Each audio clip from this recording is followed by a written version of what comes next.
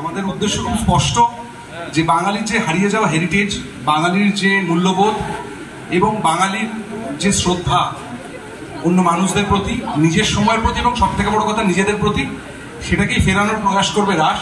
খুবই চমৎকার গিয়েছেন এবং আমি বরাবর যেটা বলে আসছি বিভিন্ন ইন্টারভিউতে, যে যখন আমি আমার ছবিতে রবীন্দ্রসঙ্গীত ব্যবহার করার কথা ভাবলাম, তখন মনোজদা ছাড়া এবং আরও দু একজন গায়িকা আমার পছন্দের, তাদের ছাড়া আমি খুব একটা কাউকে ভেবে পাইনি। কারণ রবীন্দ্রনাথ যার যাপনের সাথে জড়িয়ে, সেই সমস্ত মানুষরা ছাড়া কেউই রবীন্দ্রসঙ্গীতকে সিনেমায় বোধ হয় জাস্টিস করতে পারবে না বলে আমার মনে হয়েছিল। খুবই চমৎকার কাজ করেছে। এটা ভিডিওটা চালু হলেই বোধহয় বোঝা যাবে, স্পষ্ট হবে।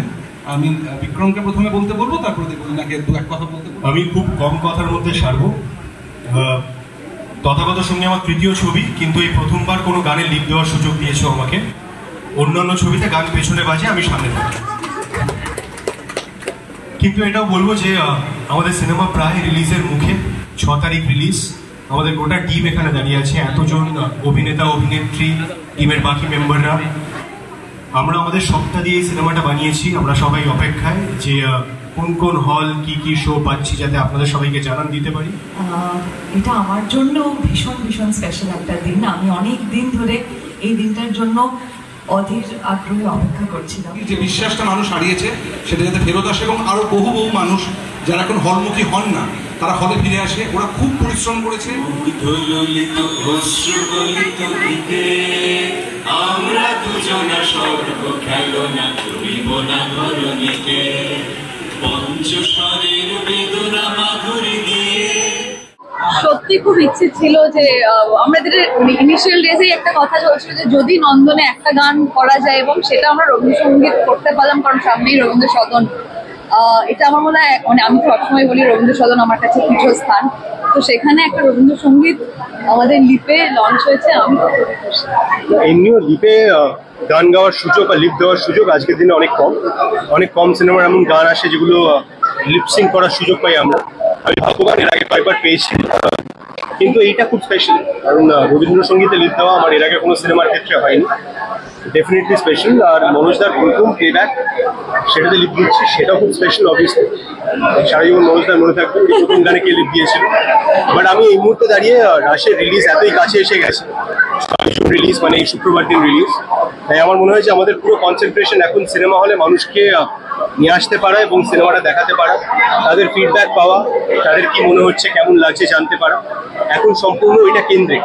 তার মাঝখানে দাঁড়িয়ে বলবো যে আমাদের সমস্ত গান রিলিজ হয়েছে, একটা বাকি আছে।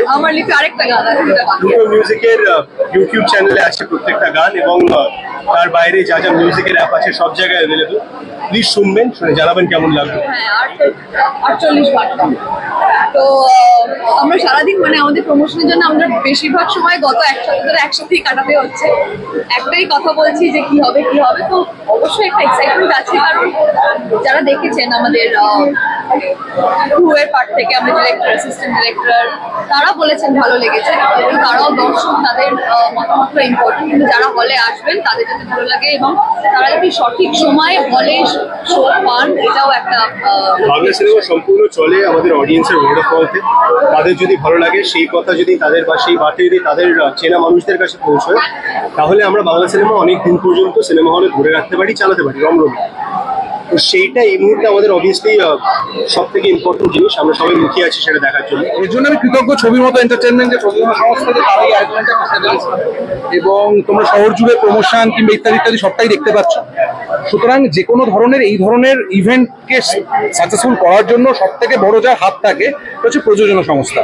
তো আমি প্রযোজনা সংস্থার কাছে কৃতজ্ঞ যে তারা নন্দনের মতো জায়গায় রবীন্দ্রসঙ্গীতের লঞ্চের এই যে ব্যবস্থাপনাটা করে উঠতে পেরেছেন আমাদের চাহিদা অনুযায়ী, তার জন্য সত্যি কৃতজ্ঞ।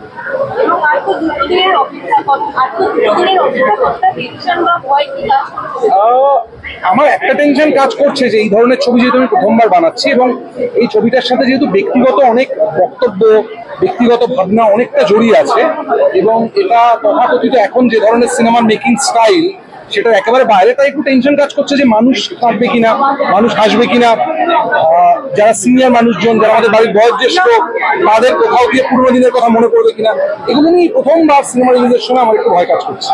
অবশ্যই একটা নস্টালজিক ব্যাপার তো আছে যে রবীন্দ্রসঙ্গীত লঞ্চ হচ্ছে, তাও আবার নন্দনে অনেক কিছু হওয়ার কথা ছিল, রাশের ট্রেলার লঞ্চ বা মিউজিক লঞ্চ, কিন্তু সেটা হয়ে উঠতে পারি বিভিন্ন কারণে।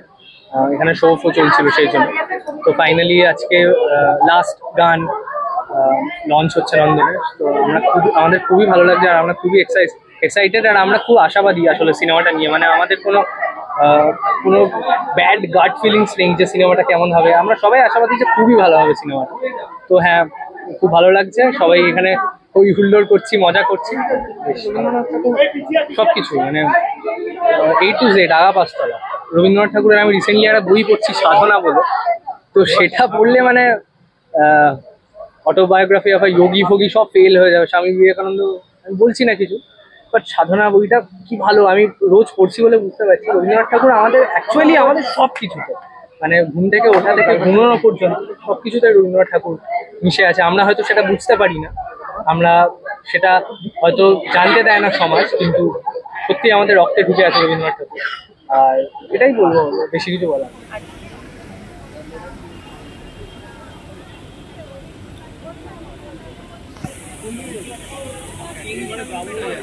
2, 3.